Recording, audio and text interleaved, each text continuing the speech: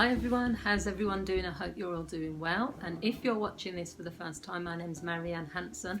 I'm the owner and the counsellor at Marianne Hanson Counselling Service. You can find more information about what I do and also make a counselling inquiry by going to my Facebook page, which is Marianne Hanson Counselling Service. You can also find me on Instagram as Marianne Hanson Counsellor, and also I've got a coaching page, which is Coach Marianne Hanson. So what I want to talk about today is one of the things around the areas I specialise in, which one area is stress. And I want to talk about bouncing back after a stressful life event. So one of the things that people often come to counselling for is if they've experienced a stressful or traumatic event. Now that could have happened many years ago. It could have happened recently, but it's something that sometimes sticks with a person. But also there are lots of other types of stress, so it could be work related and all of those things. I've made different videos talking about stress throughout my channel, but this is about bouncing back after you've had a stressful event. So the first thing that people probably need to get their head around is the fact that stress is a part of life. If you're alive, you're going to be stressed. You're going to have stress. And I think what happens is society, the media and people around you are constantly saying to people, you need to be happy all the time. You need to wake up and be motivated. You need to have no stress. You know, that you all need to be zen. You need to be calm. You need to be at peace. Yes, that is something people should strive towards.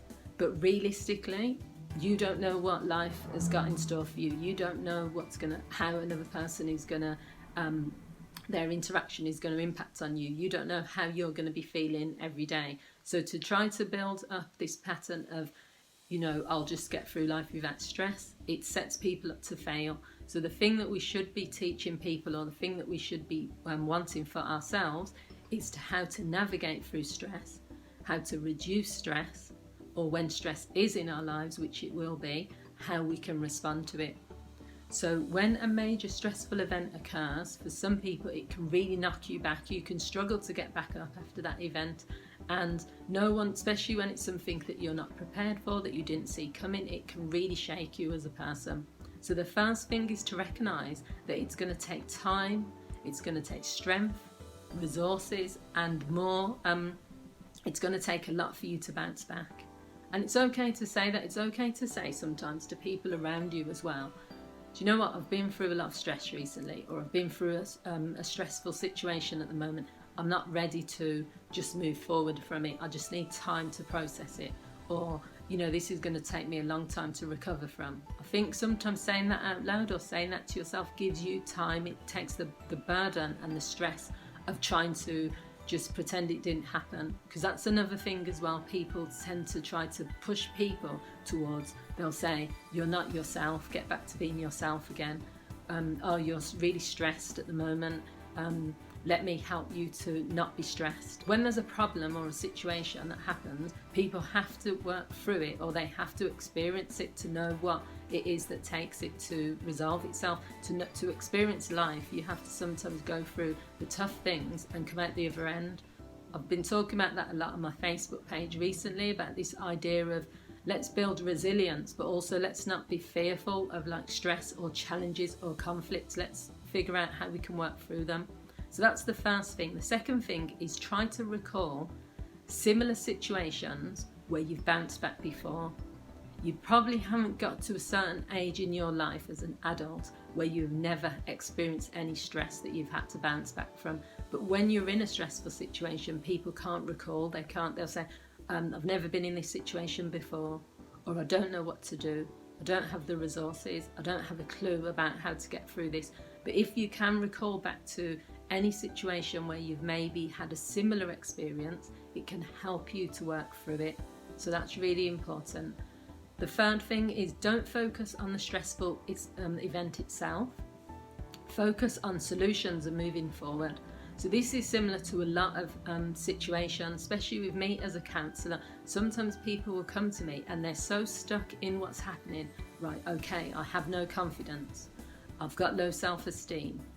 And they'll be convincing themselves. I've been talking about this on my page a lot. As a counsellor and a coach, I don't try to sit there and convince someone and get into a debate with them about why I don't think that's true, how they feel about themselves. That's their belief.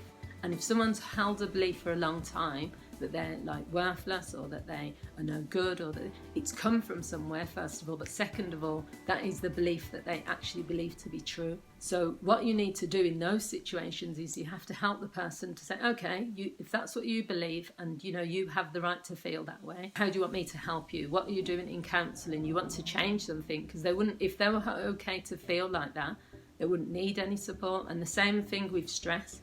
If you're in a stressful situation, it's no point in just saying, I'm stressed, there's nothing I can do about this, there's no way I can get through this, because that isn't going to help you. So what you would be looking at is, what are some options that are available to me, and then choose one of the options.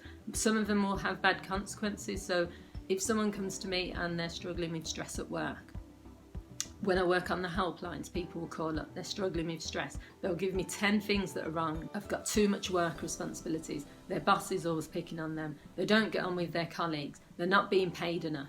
Their sick policy is bad. So they'll tell me all of that, and it's causing them stress. So then we'll say, okay, well, what are your options? Could you reduce your hours? No, because I'll have less money. Have you considered leaving the role? Not straight away, but looking for another job. Well, no, because I won't find anything. Have you considered talking to your manager or your boss's manager? No, because I'll get in trouble. So they've given 10 things that are causing them stress. I've given them 20 things that could reduce the stress, but because of the consequences of all of those things, they're saying, no, we can't do that. So therefore, you're still going to be stuck feeling stressed. So what you have to do is look at all the solutions, recognise there's going to be consequences, but make a decision. Action is the thing that moves people forward. And the final thing is to dig deep into your inner strength. And this is the time now where you've got to dig and access everything you need to bounce back. This is all the things you've been taught. If you've been taught by parents or by people important, dip into the knowledge that you have about bouncing back. The positive self-talk, if you've been doing that, affirmations, if you've had counselling before, dig into the strategies. So everything is there for us to reduce stress, or to us to move forward from stress. But people sometimes just don't feel they have the ability, they don't feel they have the resources, but we do. We have the resources for every single problem that occurs in our life. We just don't realise that we do. And that's where sometimes counselling and coaching helps, because your counsellor can see things that you might not be able to see. Your coach can help you to get there. So I hope you found this video useful.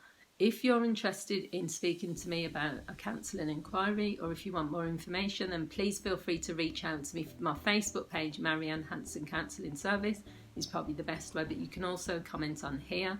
And I'll see you all soon. Take care, and don't forget to leave your thoughts. Bye.